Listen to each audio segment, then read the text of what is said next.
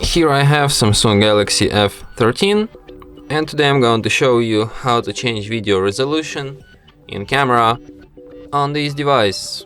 So firstly you have to open camera, then switch to the video mode, and by tapping on this icon here you can change video resolution. So you have Full HD and HD, which is basically like HD is 720p and Full HD is 1080p.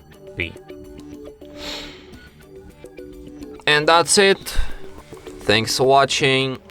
If you find this tutorial useful, don't forget to hit that like button and subscribe to our channel.